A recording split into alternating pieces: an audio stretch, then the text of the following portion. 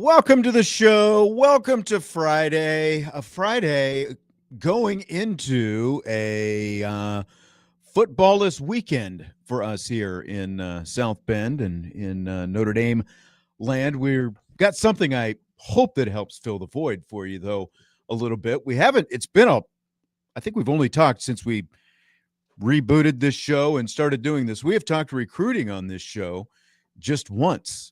And Bryan is being very silent right now. We've got Bryan Driskell with us. Of course, Irish Breakdown subscribers and frequenters know who Bryan Driskell is. And again, just the second time that he's been on this show since we came back to radio. How are you today, Mr. Driskell? I'm great. I mean, you say football this weekend. I know one Kansas alum that's going to be keyed into a border war game this weekend. I'm very much looking forward to that. But yeah, Notre Dame football this weekend. It's interesting in-house here because the guy who comes in after me to produce South Bend Cubs baseball, he's sits right where I'm sitting right now. He is a Missouri guy, and he actually, I don't know if he's going to be here today because a couple of weeks ago he was sitting in the producer's booth over there, and he was like all busy and doing all this stuff. And I get done with the show, and he'd been trying to find tickets to the Border War game, which is in Columbia, of course, tomorrow. I would love to go to that game. One of these would be fun. I wish they would bring it back and make it a normal rivalry. I miss that one. I know, one of my favorite Big 12 rivalries. Yeah, in the couple years they were both good, like 05. Yeah. That back in the Todd Reesing. Yeah, exactly. Yeah. Chase Daniels, Todd Reesing, and that whole era where they were both kind of at their peak, I guess. It's got a great name. It's definitely got a great name, the Border War, I know. Bedlam. I love names, like the game. Well, that's boring. Give me something. And I mean, I don't want to bore anyone with the history of the whole thing, but it literally goes back to the Civil War days when the two states, Missouri was a slave state, and there were all these border raids revolving around Kansas was going to be a free state, and all this different stuff. And it literally the name of it goes back to that, when it was literally the Civil War going on. So there's long held hostilities between Kansas and Missouri back in that area. So they haven't played it in 14 years, so it's kind of exciting that we're going to get to see it again. Yeah. And Kansas has been pretty good the last couple of years, so we'll see who can come out on top. Well, speaking of Kansas, we're going to talk some recruiting tonight. Yes, we are. Recruit this class from the state of Kansas. So tight end. That's right. Mr. Premer, right? Is that how you say his last name? I believe so. I've heard Premer. I've heard Premer. We'd say Premer. Yes. All right. So, coming up in a little bit, I've actually got an interview with Notre Dame women's basketball player Leah Macy, the freshman who injured her knee at the end of her high school season. She's here right now, so I'll be talking to her, get an update on her health and all kinds of good stuff with her. But let's just get into some Notre Dame football recruiting stuff with Bryan. And I kind of wanted to, this, you and I were talking when we were talking about, well, what can we talk about for recruiting? This is kind of an odd year because in terms of the current class, the 2026 class, it's pretty much wrapped up. They wrapped it up this summer. They've got 27 commitments. So how does this 2026 stack up to the first three classes that Marcus Freeman had? I think they've, in a lot of ways, sort of steadily raised the bar every year. And I think what they did with this 2026 class is they completely set a new standard for Notre Dame recruiting. And they've kind of really hit on all the things that you look for in a class. Like, what makes a great recruiting class, Sean? Well, it varies from year to year. Sometimes it's, okay, did you have great depth? You needed depth. Did you get great depth? Well, they got great depth in this class. You mentioned 27 commits, pretty balanced offensively and defensively. There's a few more offensive commits in this class than defensive commits, but they needed more on offense than they needed on defense. Okay, cool. Depth, check. Did you kind of hit all your needs? Okay, this position was a need, that position was a need. I know we'll talk about a couple of those big needs. Check. There's no position right now you're like, well, I would have liked one more guy there to meet a need, but you know what? So check that. And then the final one, if you're talking about a true gap closing class, a class that's like saying, okay, now you're recruiting with the big boys. Are you landing elite talent? And are you landing elite talent at various positions? So you're not just another 5-star offensive lineman and tight end. but find a receiver worth a you-know-what and forever, and you're not recruiting. But they're getting impact players at tight end, two impact players at running back in this class, impact receivers, impact defensive ends. Maybe the best defensive line class they've signed since 2011. You might even go back further if you want to look at the whole line. Certainly the best defensive end class since 2011. Impact DBs might have the best secondary class in the country.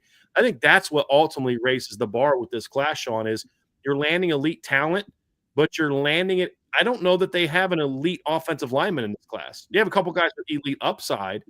This class is built around studs on the D-line, studs at receiver, studs at running back, studs in the secondary, studs at tight end. And I think that's what makes this class so much different compared to others is the bar's been raised to that degree to where now we're picking apart a 4-star quarterback because he's not thrown for the yards that some people like. You know, if people are like questioning Noah Grubbs, your class is pretty darn good. And I think that's what kind of has things pretty excited because I think Noah Grubbs still is a pretty good football player. When you mentioned two of the bigger needs, and they've been two needs for a while now, and, a lot of people getting restless. Are they ever going to get, legit receivers? Are they ever going to get defensive linemen? How ultimately do you think that this class shakes out to address those two specific needs?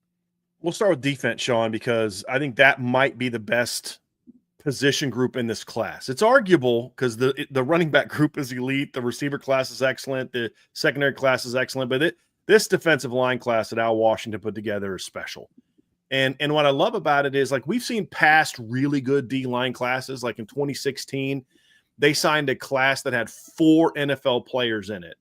And you got Julian Okwara, Dalen Hayes, Adetokunbo Ogundeji, and Khalid Kareem all got drafted in the NFL. That when you're landing 4 NFL draft picks in one class, but here's the problem. What did those 4 guys all play? Defensive end. They couldn't play together.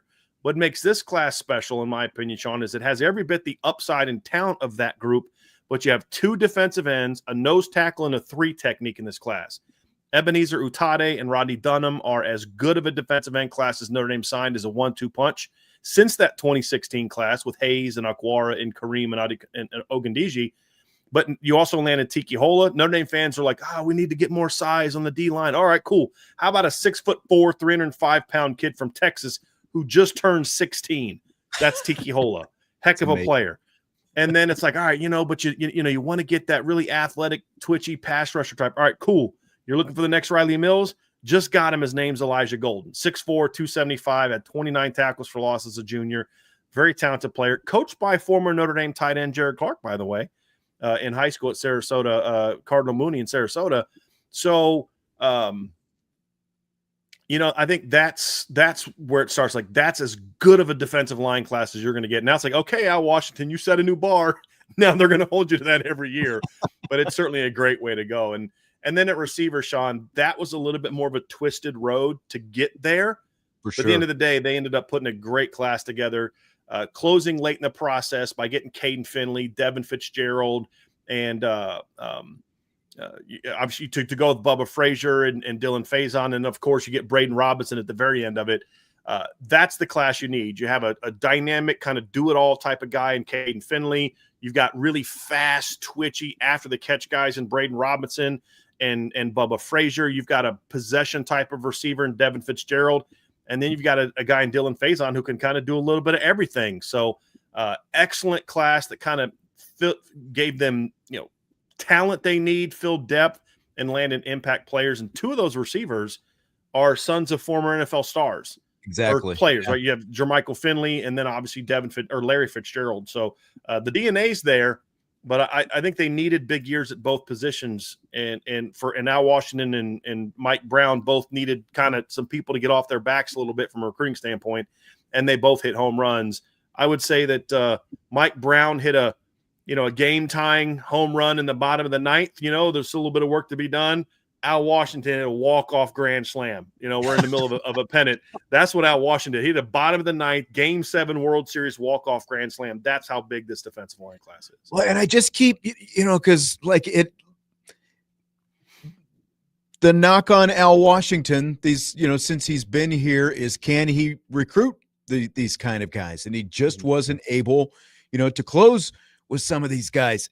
Is it a coincidence that Chad Bowden is gone? And, what do you think of all that? I mean, to a degree, or is it just like this cycle just happened to work out that way?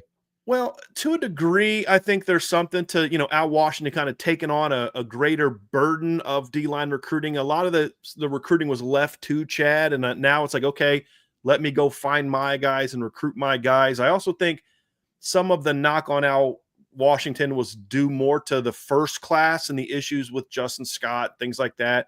Since then, they've landed Bryce Young, Boubacar Traore, Armel Mukum, Chris Burt. So they've done well, but it's like, can you really have that true grand slam home run, inside and out type of class? That was kind of the question on him, and he's done it.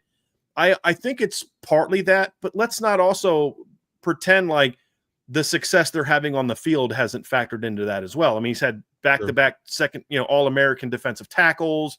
You're having guys getting drafted in the NFL. Your team just went 14-2 and played for a championship. I think those things factor in as well.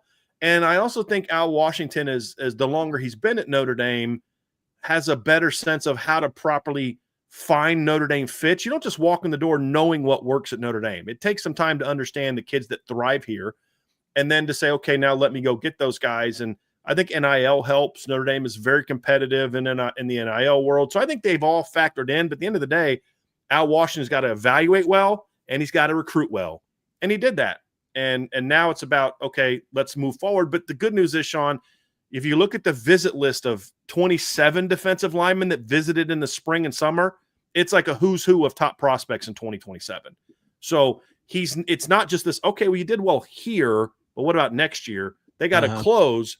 But the early foundation that he's laid, with getting big time players on campus, including, there's a big time top 100 player from Chicago, Braden Parks. He camped at Notre Dame this summer. They're doing great with him. So I think they're doing a great job of also saying, do it again. Because look, it's great that he did it in 26, but it's the standard at Notre Dame is at every position is, but can you stack those classes on top of each other year after year? And that's what Coach Washington's working hard to do. And so far, so good. But this 2026 class certainly raised the bar. Talking Notre Dame football recruiting with Bryan Driskell from IrishBreakdown.com. Secondary needed a big boost. How did they do there in this 26 class? Yeah, it's a big class, Sean, literally and figurative. Actually, just literally. A little bit of everybody, right? You got 5 guys in the class, so it's got good size. You landed, 2 safeties, 3 corners, but you've got Nick Reddish, who's your most recent recruit. He's about 5'11", 185. Your next shortest DB of the 5 is Kari Adams, who's about 6'2", 185. I mean, it certainly fits the Mike Mickens, I like long athletes type of thing. Joey O'Brien, 6'5". Aiden Pouncey's a big-time corner from Florida. Interesting story there, Sean. Obviously, Aiden Pouncey's older brother, Jordan Pouncey, committed to Notre Dame back in the 2017 class, but then flipped to Texas after the whole debacle of that 2016 season. He flips to there. He was part of Aiden coming to Notre Dame. He was on him on all his visits to Notre Dame. The family had certainly had a great deal of respect for the institution. And then, of course, as they got to know the coaches, they pulled off that upset. Joey O'Brien was a huge pickup, beating Oregon, Clemson, and Penn State for him. And Kari Adams is a top 50 national recruit. You're talking about landing not just, hey, this guy's got a high ceiling, and if they can coach him up, you're talking about landing guys with high ceilings, but also high floors. And ultimately, Sean, that's the difference between a 5-star and a guy with a high ceiling. It's the 5-star, the top 50 guy. He's got the higher floor. He can come in and help you out right away. And they certainly landed those type of players in Kari Adams and Joey O'Brien, but also the really high ceiling players like Aiden Pouncey, Chaz Smith, who was the first DB to commit in the class, who's kind of been overlooked because he's been in the class so long. He's another 6'2.5" cornerback, great hips, feet, and just having a great senior year so far. So I think Mike Mickens hit that one absolutely out of the park, and he's got at least 3 guys that can play corner. Really, everybody except Nick Reddish could play corner, even though they're not all being recruited to play corner. Joey O'Brien was originally recruited to play corner. Now I think they've transitioned more to safety because he keeps growing. When they offered him, he was 6'3". Now he's 6'5". Wow. So I think he's kind of getting to the point where he's outgrowing the position a little bit. But, if they needed him to, he could go play corner, especially in his zone defense. He could play corner and play it at a high level. Man. That's Like you and I wish we had ever hit one of those growth spurts, huh? I know, right? Seriously. Never if I was 6'3", I wouldn't have had all that college debt to pay off. I would have got a scholarship somewhere. That's exactly right. Yeah. That's exactly right. 27 guys in this class. Do you think this becomes the norm going forward? This many guys, because of transfer portal and all that kind of stuff? Not quite to this degree, Sean. Notre Dame's done a pretty good job with retention. I'm also curious to see if this new proposal about the transfer portal window just being one, I'm curious how that's going to impact roster sizes. It may not have any impact. It may impact a little bit. Notre Dame ultimately still wants to be a high school. Marcus Freeman's been very adamant about this, and they back it up with their actions, not just words from the head coach. They still want to be a high school driven program. I don't think we're going to see a lot of 17, 18 man classes because of, they're bringing in a bunch of portal guys, but I also don't think we're going to see 27, 28 every year either. And I think this class was sort of that final, let's overcome some depth problems class that they needed to do. So I think 22 to 25 is going to kind of be the norm, but you also can go over 85 now too, Sean. So it's like, well, yeah, we don't want to go to 27, but we added this stud, and this stud to the class, and we're not going to say no to them. There may be some years like that, but like 27 was kind of your need in this class.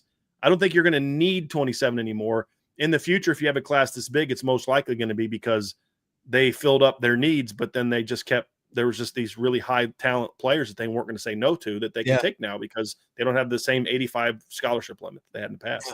Why turn away talent if you don't have to? Great exactly. point. You used to have to. I mean, you used to say, hey, look, man, we'd love to take you, but we literally are at 85 limit, and so we can't take you. Now it's 105. So it's a lot easier to take those guys.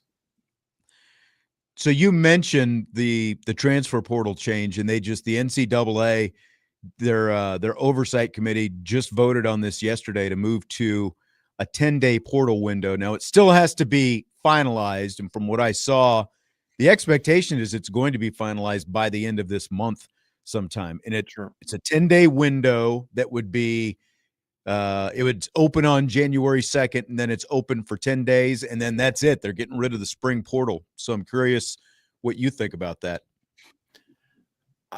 Look, there's no perfect system for the portal. I mean, if we only went to a spring one, that's good. That would have some drawbacks. I don't like the two windows.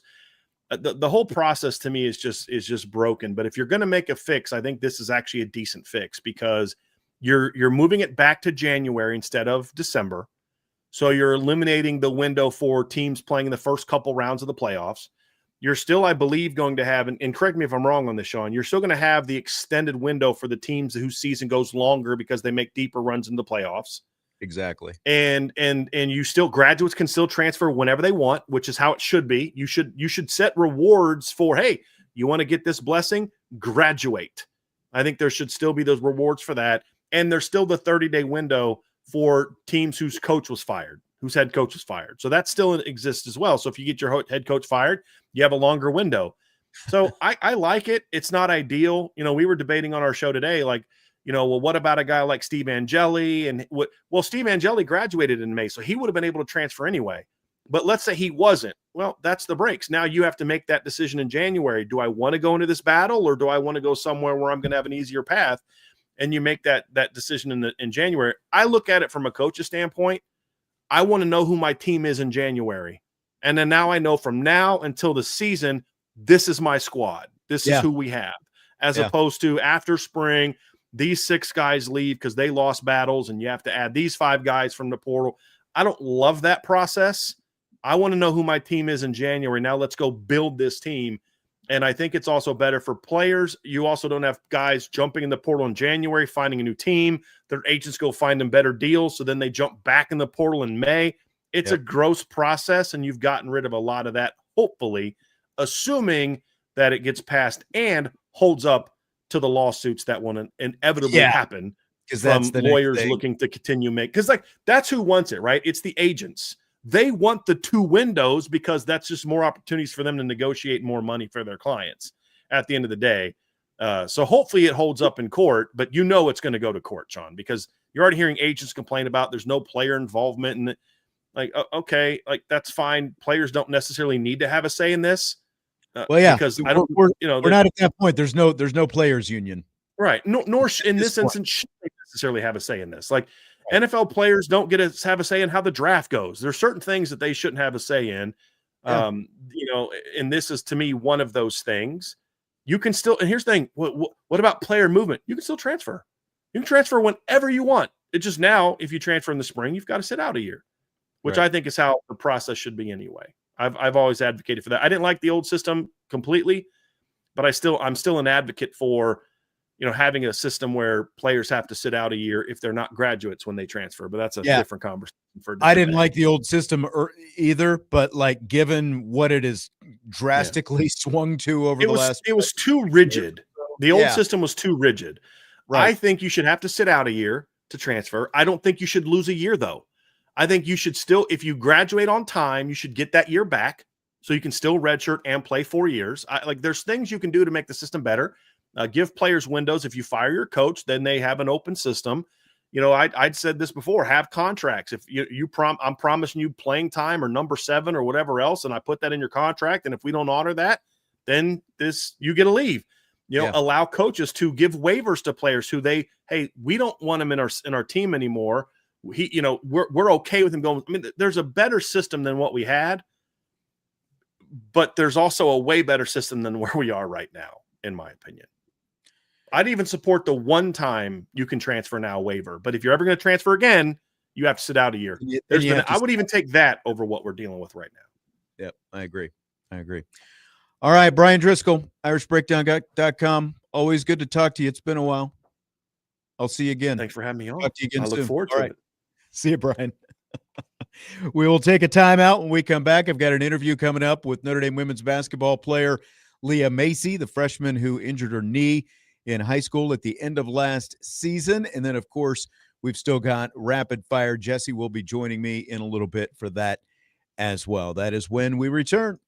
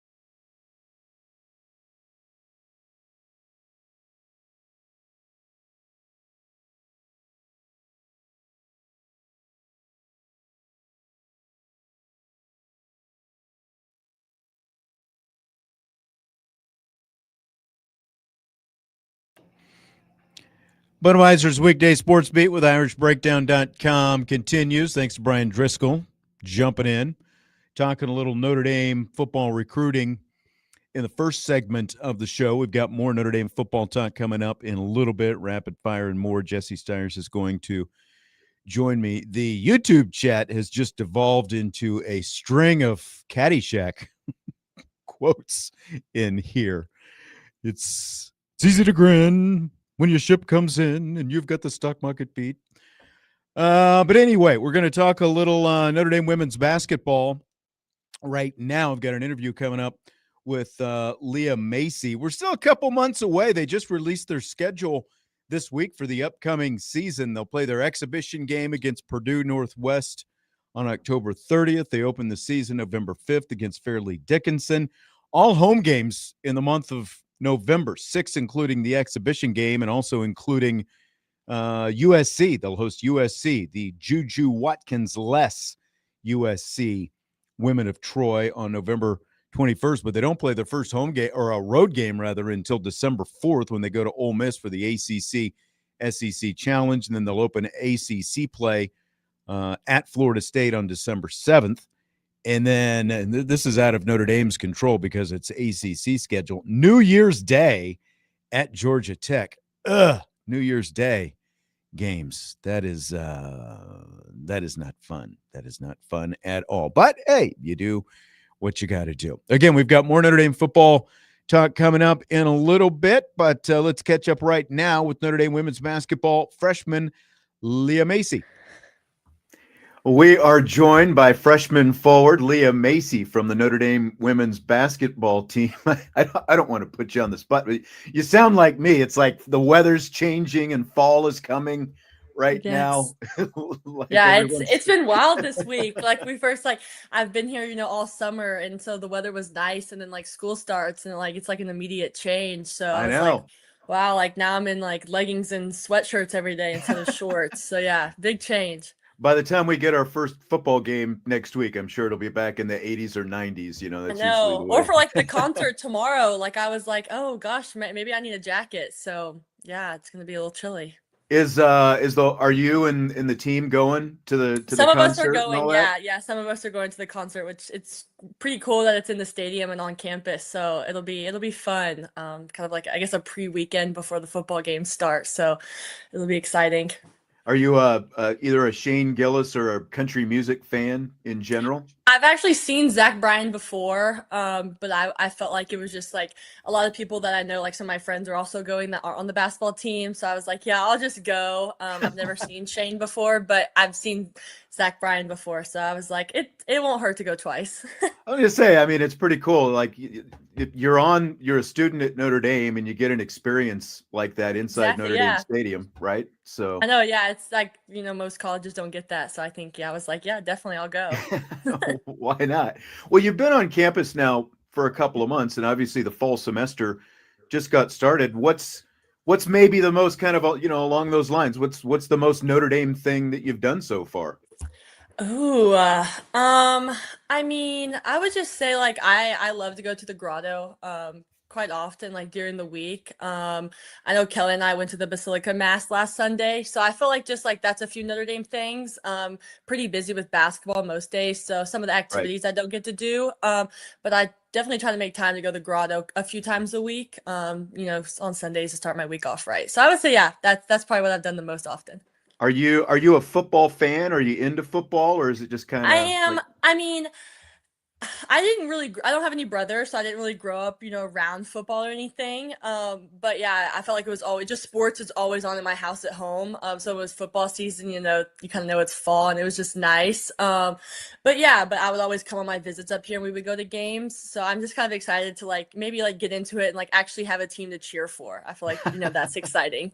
Yeah. I mean, again, once you get into it, you're at Notre Dame. So it obviously becomes a big thing at this time of year. How many games did you go to? Do you remember the games you went to when you were being recruited? I went to 2 games. I don't remember the specific games that I went to, but they did win both, which was nice. So it was a good environment. It was nice. And like our seats are so cool, for the men's and women's program. So it was always just so nice, to go on the field before as a recruit and then, get to sit like in the first 2 rows of the stadium. So it was always fun with, the girls on the team. So now to be a player, it's like, oh yeah, like, I get to go to like all of them. So it's just there. Yeah. You're like right there by the tunnel when the players come out and all that kind of stuff. So yeah. It's so cool. Exactly. Well, how's the start of your first semester in college gone so far? So like I said, I've actually been here since June. I've only been home a few days and like family vacation. So I've been here for a little bit. Summer bridge program that I did was amazing. It was awesome. But definitely freshman semester, the actual school year is a lot different. I think, but the transition has been so easy, especially with the support I have, academically, athletically, and just the friendships I built this summer. So, finally like getting started with everybody on campus has been great. Definitely super busy, but the people that I'm around, make it fun every day. So yeah, it's been a great transition. I feel like, Coach Ivy's like, I don't even look at you as a freshman because like I feel like, you just transition so easily, and you've been here for a little bit. So yeah, everybody's just great. I mean, I know that you were a National Honor Society student in high school and that kind of stuff, but on a scale of I can't stand being in class to I just love being in, like where do you fall on that scale of actually being in the classroom and doing that stuff? Oh, I'm definitely in the classroom.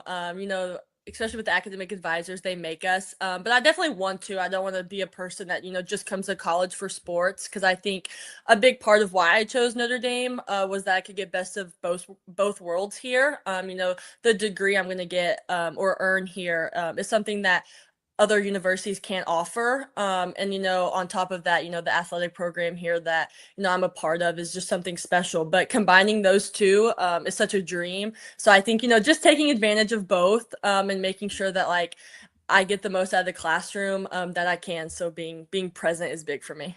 So I believe it's a business analytics major. Yeah, Right? that's what I plan on doing. Yeah, I want to go into law, so that's kind of my pre-law track that I'm thinking about taking.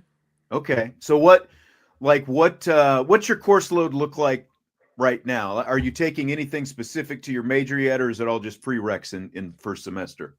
So I actually got directly admitted into Mendoza, which some freshmen don't get directly admitted to. So thankfully, I get to take my math credit for calculus, and then I get to start my business foundation classes. So I'm taking my foundation of accounting this semester.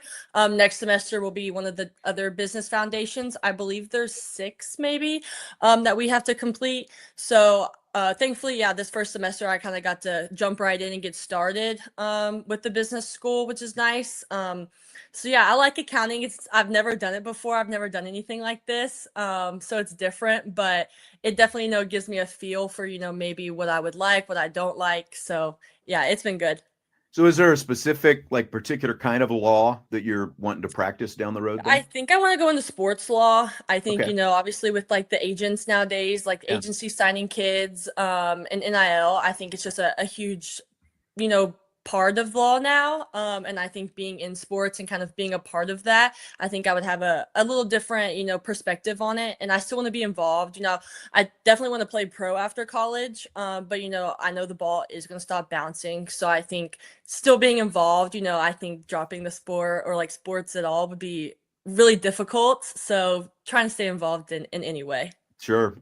On down the road. Well, unfortunately, you had that knee injury at the end of your high school season. Yeah.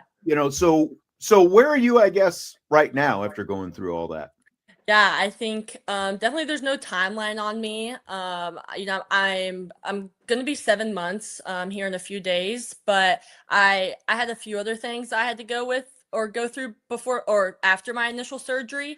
So I think right now just taking the time to build strength is huge. Coming back from, multi-ligament injuries, the one that I'm facing. So I think just being in the weight room with Clive every day has been big for me. Our trainer Ann she's helped me the past couple months, so much. So them too, just the support that I'm getting from them and, they've always said there's no pressure on you to get back right now. There's no time, no rush. So yeah, I'm kind of just taking it day by day. Are you pretty much pain free right now? Yeah. Yeah, just getting, movements back. Like I said, with, you have to get your quad, and your hamstring back. So that takes Yeah. time. You don't really realize, how many muscles you use, before like going through an injury like this, I guess. So, it's just like so many details and little things that it's just patience and time. So yeah, just I guess just being present, like I said again, and the support that everybody has given me in the program. I've never felt weight on me to, get back or pressure, which is really nice. I think that patience that you talk about has got to be like the toughest thing for you, because again, Yeah. it's like, okay, you said you feel pain free, and maybe you get in a rush to feel like, oh, I could just do this now. Mhm. But Yeah. like you said, working with the strength staff and the Yeah. athletic training staff, that's got to be key for you to Mhm. kind of tamp the brakes every now and then, huh? Yeah, I think, yeah, definitely, like, surround yourself with people, who want what's best for you. Before this, I think I was a really impatient person. So this, journey has definitely taught me that patience is key, which I think would be a life lesson, for my whole life and, the rest of my life. So yeah, definitely been a great lesson to take out of this. So, you talked about that summer bridge program when you came to Yeah. campus, and obviously, going to class, but you're also on campus and working out with the team and stuff like that. So, how much like actual back, because we would see you in some of those videos with the team, that they put out on social media and stuff like that. How much were you actually able to do on the court then, and how much are you actually, on the court being able to do stuff now? Yeah, when I first got here in the summer, yeah, I could do some form shooting. Wasn't, able to do anything on the court besides that. Full weight room. I'm pretty much still the same right now. A few different changes. I've gotten stronger over the past few months.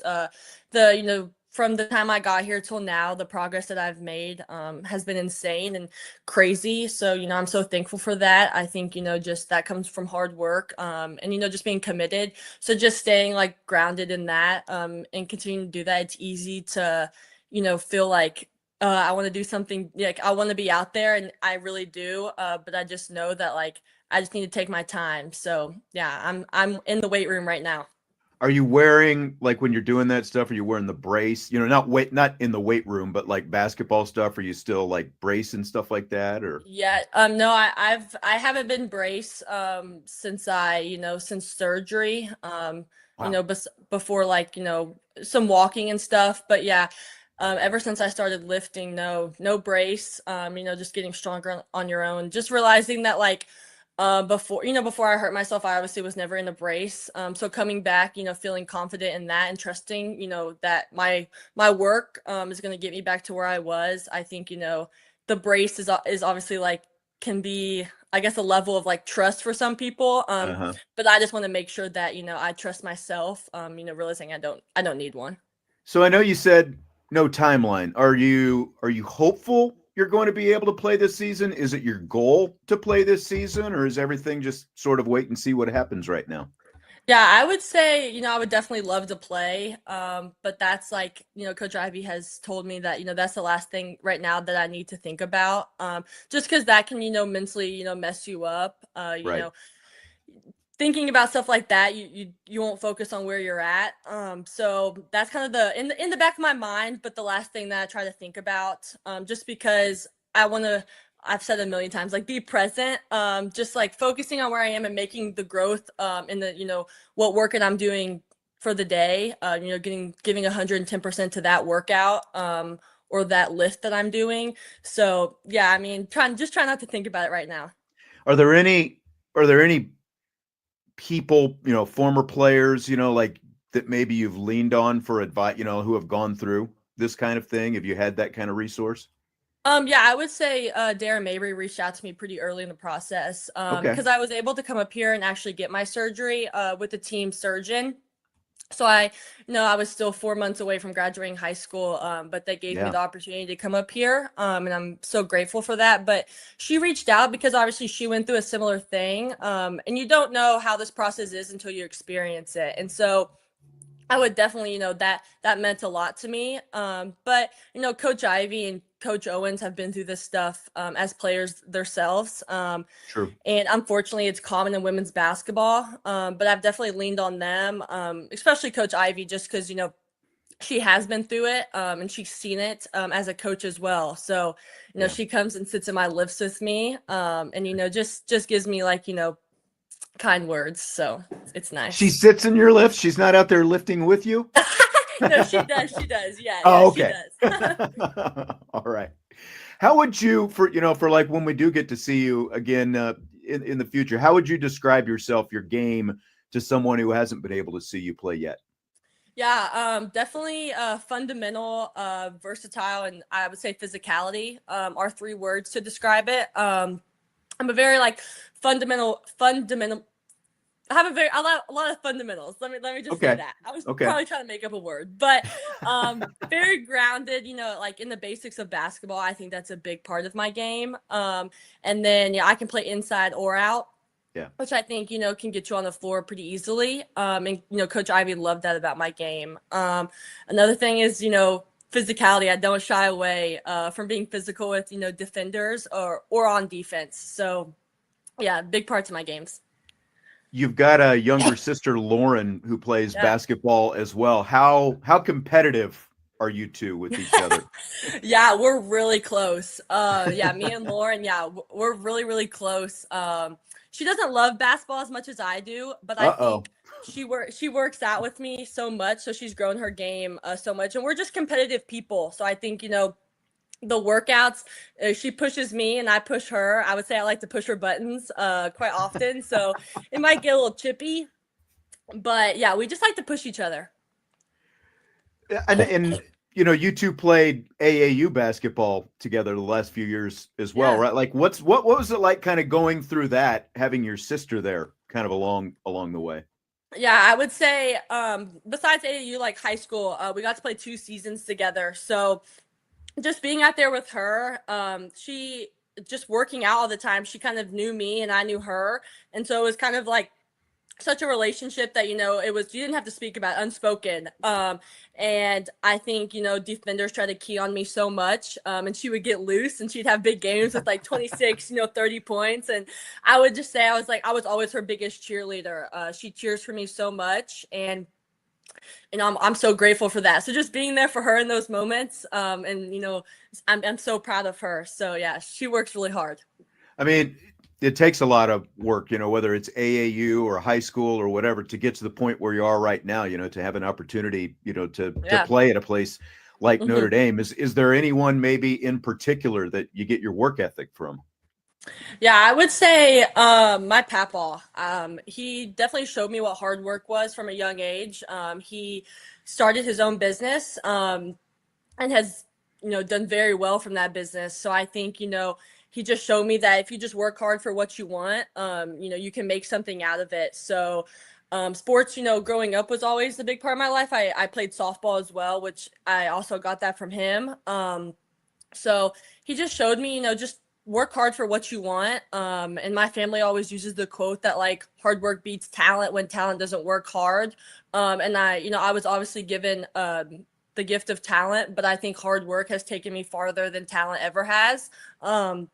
So just staying with that quote, through my college years and my college career and, my career further down, after college, I just think, my papaw definitely showed me what hard work was. Yeah. Your papaw, is that your grandpa? Is that? Yeah. Okay. That's yeah. All right. Everyone's got different names, nicknames for their grandparents and stuff like that. Yeah, he likes papaw, but my grandpa. All right. Awesome. Leah Macy, one of the newest members of the Notre Dame women's basketball team, on the road to recovery, and we wish you well and look forward to seeing you very soon, and hopefully out there back on the court very soon. Thank you guys. Absolutely.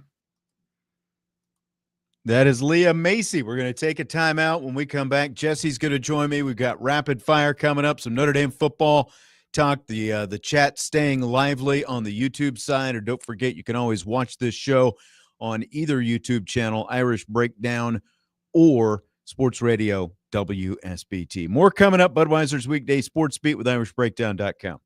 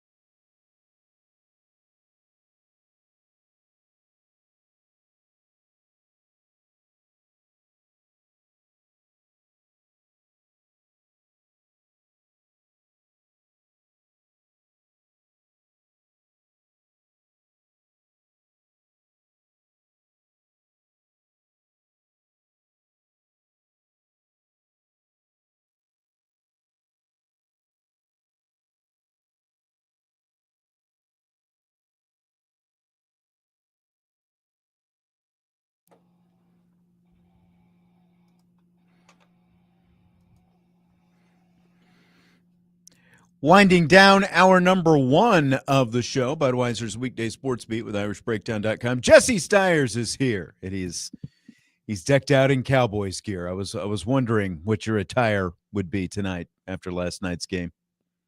Good to see you. You It was a too. late night. Whew, man. I didn't sleep. Nothing like very a well. lightning delay to make it even later night, huh? No, I know. I didn't sleep well.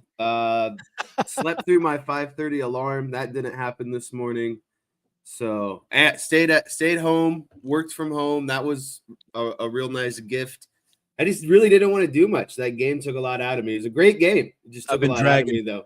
I've been dragging all day after my experience last weekend trying to get to Miami and in Miami, and then late last night. I think it was the Cowboys' second to last possession. I nodded off for a minute, and then you texted me, and I felt my hand vibrate, and it kind of jarred me awake. It was right. Yeah, it was when they punted, and then the Eagles got the ball back, and then, I did think it was noteworthy last night.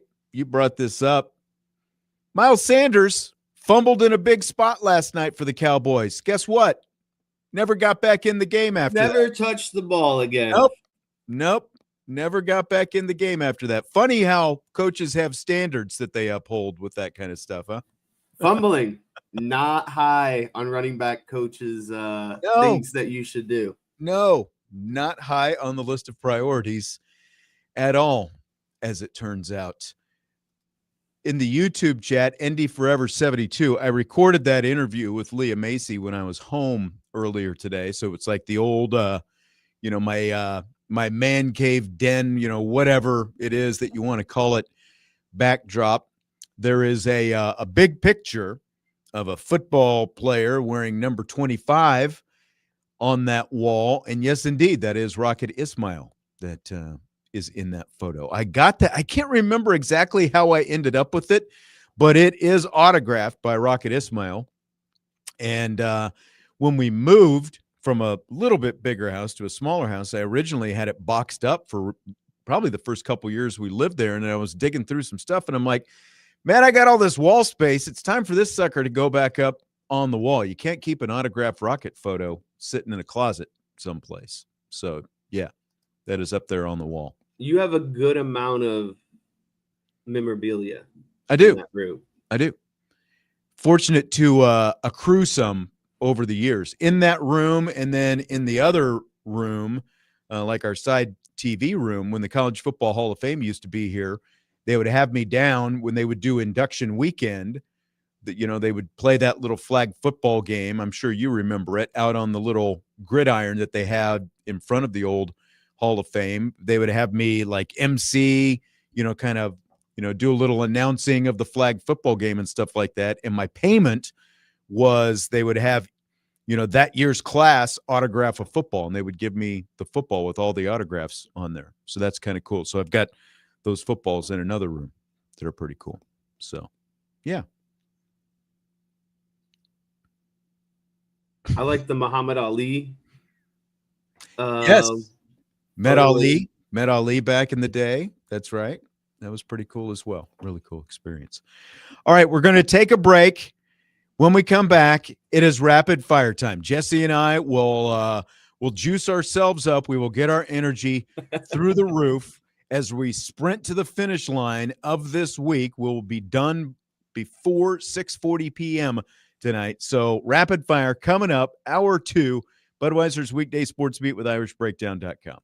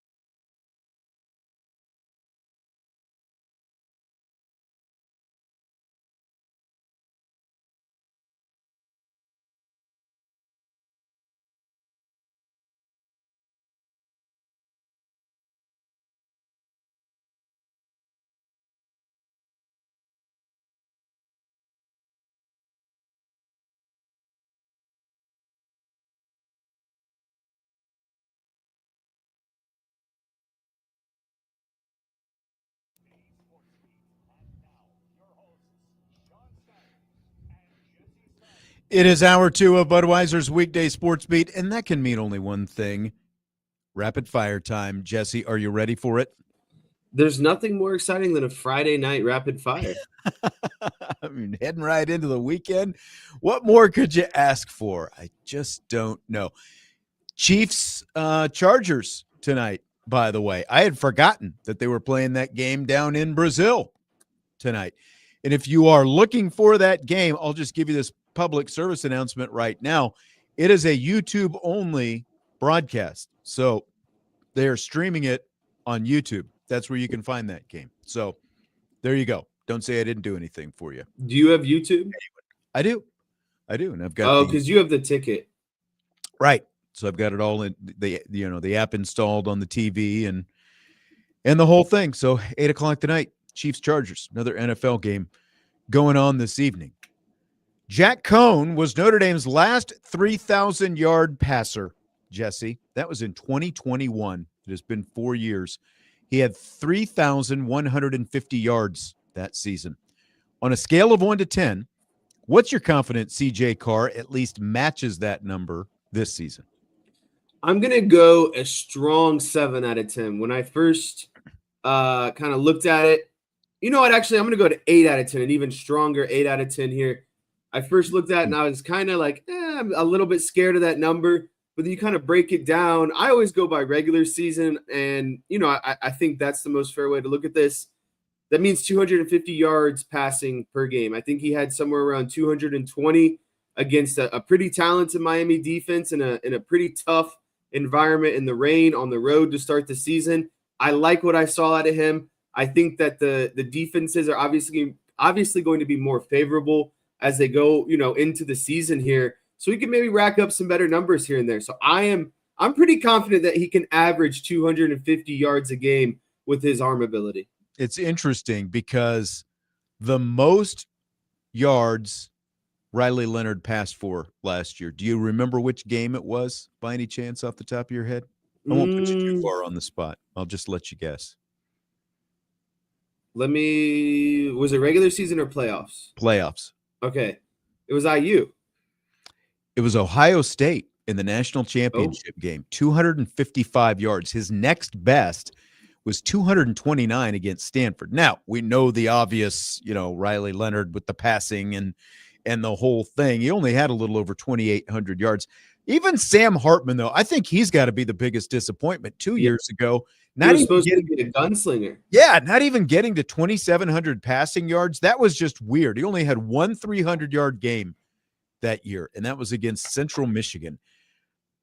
But when CJ Carr comes out 221 in his debut, that doesn't mean that he's, just going to light everybody up with his arm. I think we are still, curious to see what that running game is going to look like, the running game that never materialized. But, 221, that's a little more than 2,600 right there if he averages that the rest of the year. And then, like you said, 30 more yards will get you to that number. So I think I'm a strong 7.5. I'm not quite as confident as you, but I'm at a strong 7.5 that CJ Carr gets to 3,150 yards, which is the number we were talking about. Jack Cohn's season in 2021, the last 3,000-yard season. There are a couple that you would expect him to just, completely light things up. And then it's a question of how long does he stay in the game and, all those kind of things. But I think he's going to have at least a couple 300-yard passing games, and then you can, go averages after that. So we're pretty much in the same ballpark then. I think so. Jeremiah Love had 14 total touches against Miami, 10 rushing, 4 receiving. What's the minimum number of touches J Love needs in a game for the Irish to be successful? This was interesting because I was kind of in the camp of it felt like Jeremiah Love didn't get the ball enough. But then when you go back and look at it, I was looking at the overall box score. Notre Dame ran 28 rushing attempts and 30 pass attempts, so 58 combined plays. Jeremiah Love had 14 of those 58. That's roughly 25% of the snap share that Jeremiah Love touched the ball. 1 in 4 plays, Jeremiah Love was going to touch the ball in offense. I think if you said that going into that game, And going into the season, a lot of people would be comfortable with that ratio. Maybe you want it to be closer to a third, but I mean, for running 58 plays and him touching the ball 14 times, I don't think that's totally egregious. I just think that the plays could have maybe been used more situationally when you called them, the sequence in which you called them, that sort of stuff. They never made an effort early to try to get him more involved in the game plan. And I think also you could maybe look at, yes, you want him to be able to catch the ball, but I'd like to maybe see a few more rushing attempts. I think that would maybe be kind of my overall critique. I looked up, Saquon Barkley, the average amount of times he runs the ball, 17 times in the NFL. I'm cool if that's Jeremiah Love's total number, because I know that he doesn't want to, be at an NFL kind of workload quite yet. Mm-hmm. So you want to be maybe 15 rushes per game in that ballpark, maybe 2 to 3 catches per game to be in that combined, 17, 18. And so really, when I look at Miami, it's just Notre Dame had some bad drives. They had some bad, I think, sequences where they just didn't call the right kind of cadence of run pass type play calling. But really, I'm only needing maybe 3-4 more touches out of Jeremiah Love. So to answer the original question, I think I'm going to be around like the 17 range, but it's not like they were far off from the mark. No, again, it's what's the game plan look like? And they're obviously, again, with all the RPOs, there was no real plan to get Jeremiah Love involved in the game. And that's just that's egregious if you're not going to do that. Now Jadarian Price obviously had his opportunity and he made the most of it. And Price does factor in that as well. They're not alternating those two guys, at least in the first game. They didn't alternate their snaps quite as much as last year. So Love was on the field quite a bit. They just weren't giving him the football. And so I think that his rushing carries as a starting point, you need to plan on he is going to run the ball at least 15 times with the thought that Jadarian Price is going to get somewhere between probably 12 to 15 or 16 carries of his own, which puts you up around 30 total between them. But then when you factor in the receiving aspect of it, I think that 4 is a good number. But again, it's also not all the passes need to be behind the line of scrimmage. You need to find ways to get him more everyone, that's got to be the plan for the offense. But so I think Love total touches, he needs to be around 20 per game with a starting point of 15 carries. Total touches around 20 per game. I think he's your best player on offense. He needs to the game plan needs to be more factored around him. And then if you need to adjust off that and make him a decoy, you don't need to start off with Jeremiah Love being a decoy.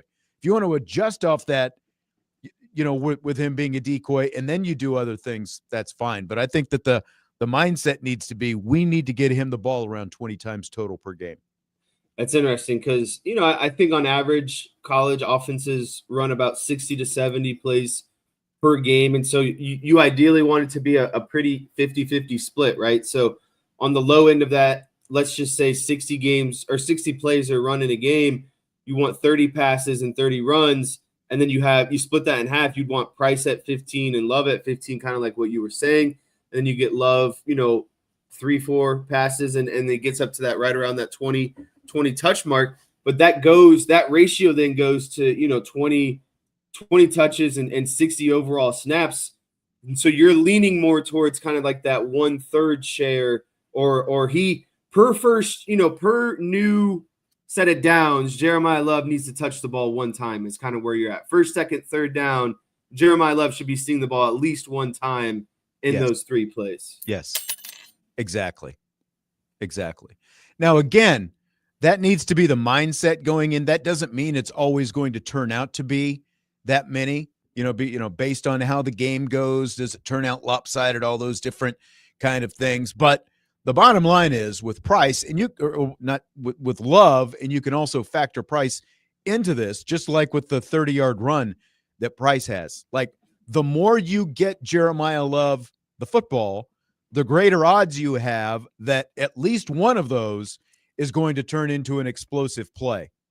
So again, like, and as you get those, that decreases, maybe the chance that you need to do that, but it also shifts the game plan of the defense and how they need to defend him, and that opens up other things you can do. But I think that it just starts with the idea that you're going to get your best playmaker the football as many times as possible. Yeah, no, I completely agree.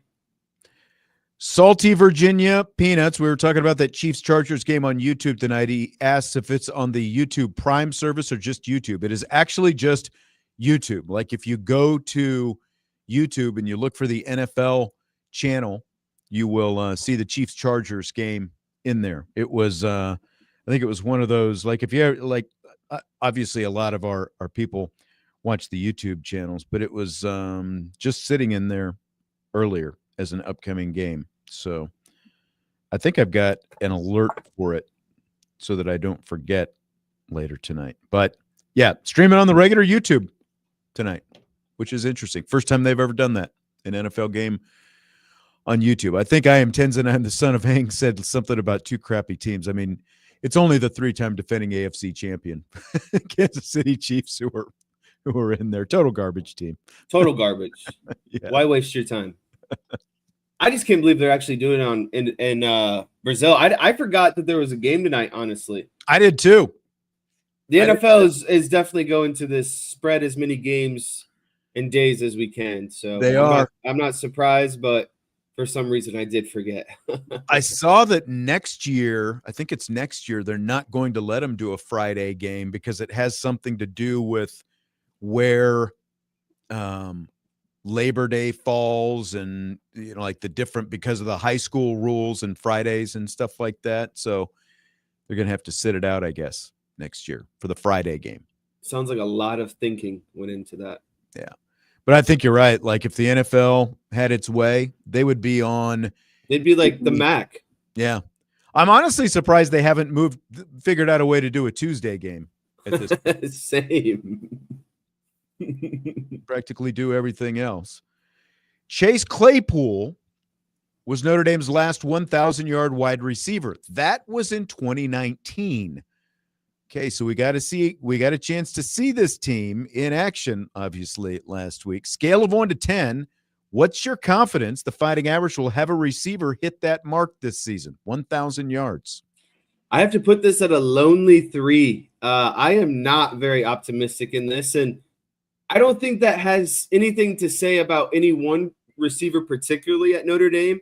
I just think that the way the offense is kind of run, the overall philosophy, it's any given guy's week. I don't think that they have someone who's going in every week where we're going to feed him, like for example, Dallas Cowboys targeted CeeDee Lamb 13 times last night. Mm-hmm. That ain't happening anywhere on Notre Dame. Like it's Will Pauling could have a game. Faison could have a game. Greathouse could have a game. Malachi Fields could have a game.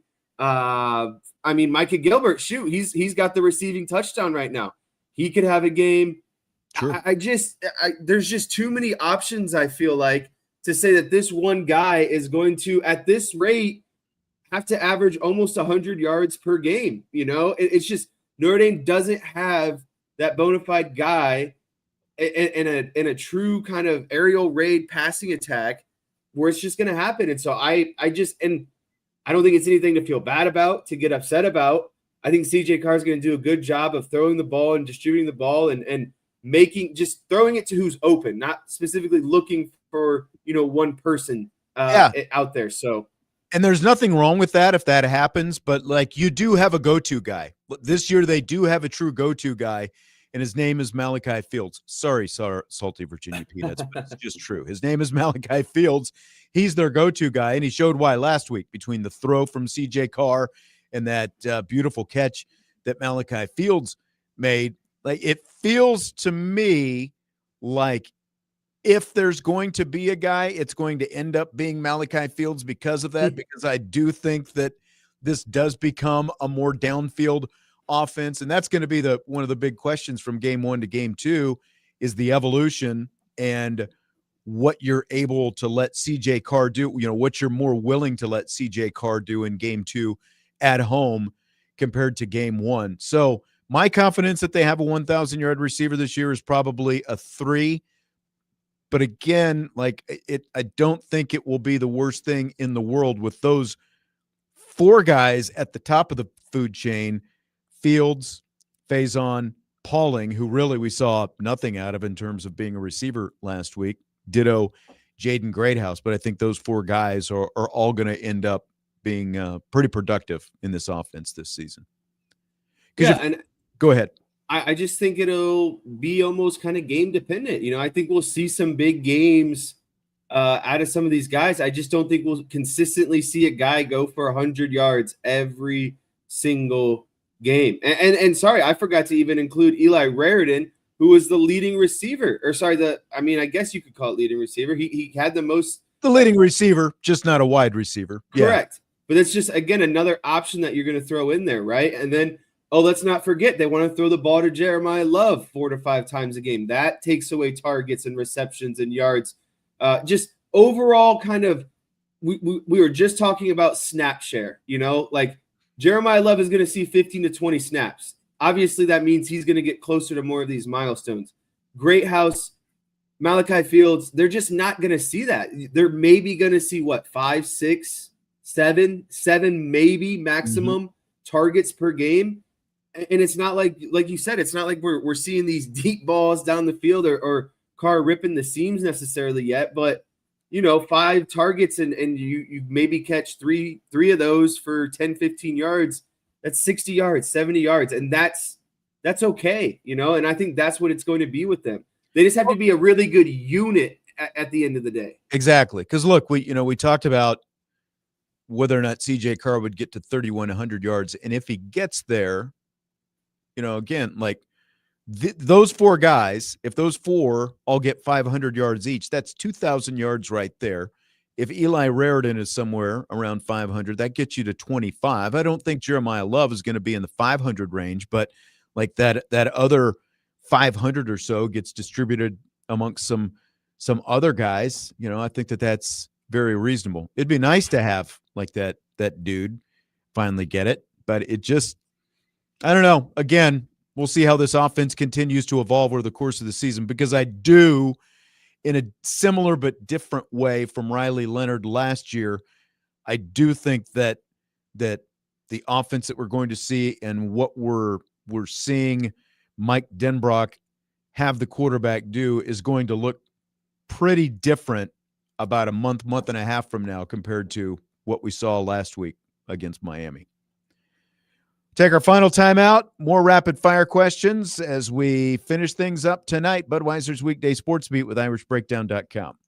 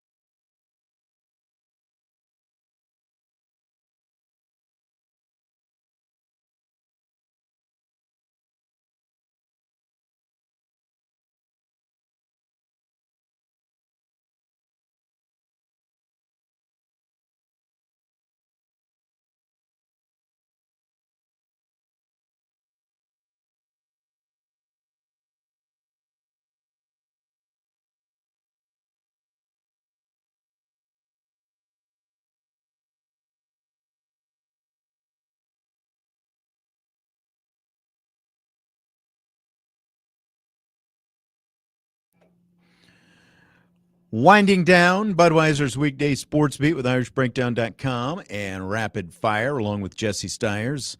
I'm Sean Stiers. I saw a comment over here in the YouTube chat just for you, Jesse. I don't know if you saw this. Bobby O'Shea says, Jesse, Boise State's on tonight at 9 o'clock. Just thought you might want to watch them once this year. I watched them last week. Thank you very much. Bobby's not going to let up on you. He's got a month to give it to you as hard as he can. So, all right, we've got just a few minutes to go here. Big change coming to college football potentially if it is finalized, which it is expected to be. NCAA's FBS Oversight Committee voted to go to a single 10-day transfer portal that'll open on January 2nd, which is the day after the college football playoff quarterfinals. It will also eliminate the spring portal window. Do you buy or sell this move, Jess? I feel like when we, over the offseason had a lot of time, and this was the topic that kind of came up a few times, I was pretty adamant that this is what I wanted, and I'm going to continue and stand on that because I think this is the most realistic scenario for players, for coaches, and I don't like the concept of basically being able to go into the portal and then you could go into the portal twice before a season actually starts. I'm pretty sure, right? So I'm really glad that this go in December, pull yourself out, and then go back in the spring if you wanted to. Right.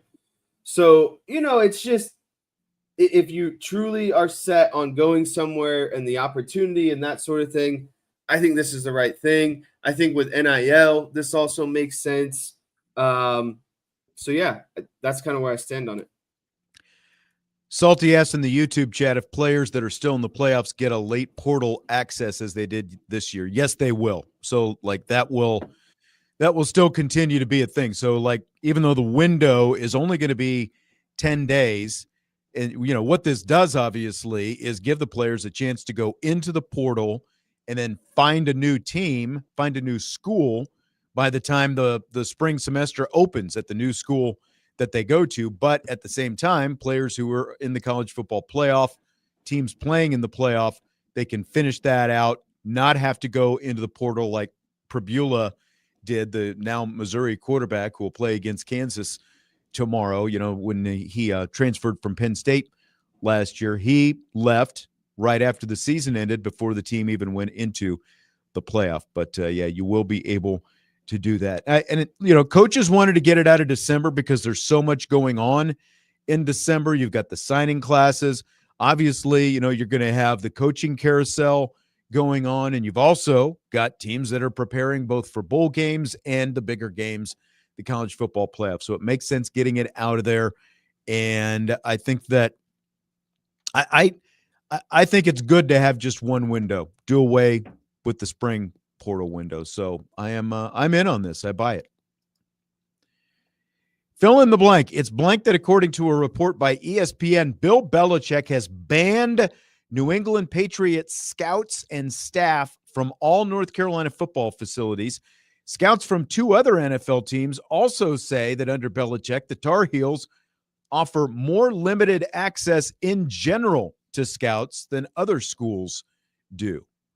So I'm going to give two fill in the blanks, one for the first part about the Patriots and one for the second part, because I think it's a little bit hard to find one for each. I think it's comically petty that he doesn't allow the Patriot staff in there. Like that's just, it's just like, yeah, okay. Like we get it, you guys don't like each other.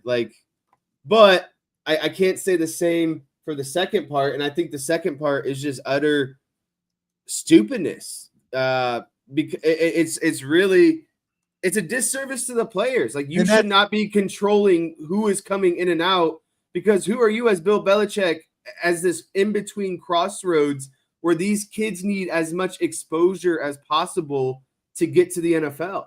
Yeah, and that's ultimately who's going to pay the price in this. You are hurting your players by not letting scouts have access to watching them. And apparently, they're only letting scouts watch the first 3 periods of practice, which is kind of like what Notre Dame with the media here, but like we're talking NFL scouts, ultimately, like the stuff with the depth chart, that was just childish and immature and still is. I would hope that he changes that going forward.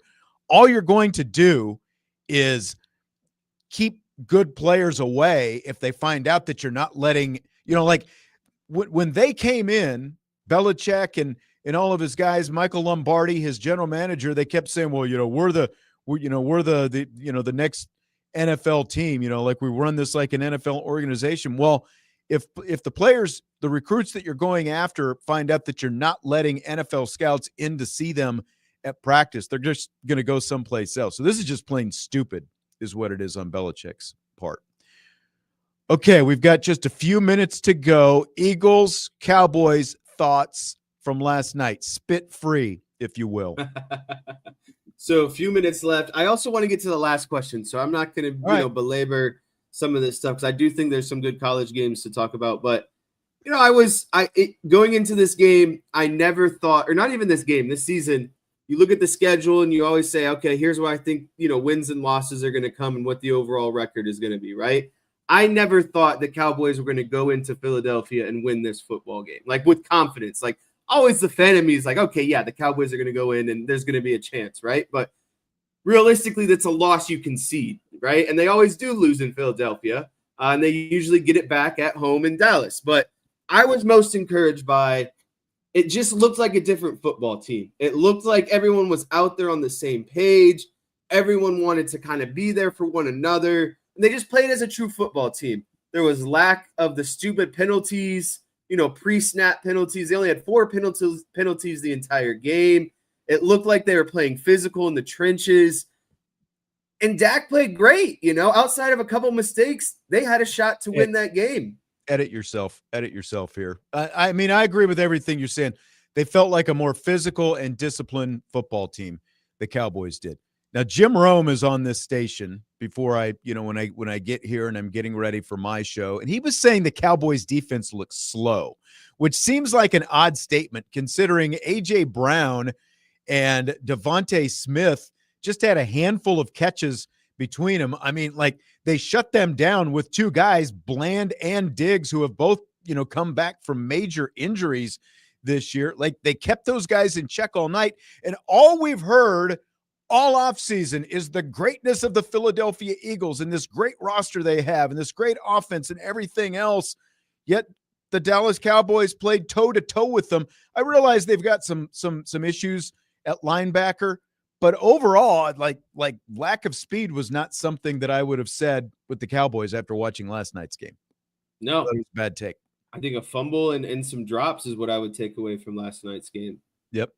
By the way, you're very right, Joe. I think it was Bobby last night who said the Eagles are going to win by 3 touchdowns. We guaranteed we would buy him 2 dozen each of us, 4 dozen total.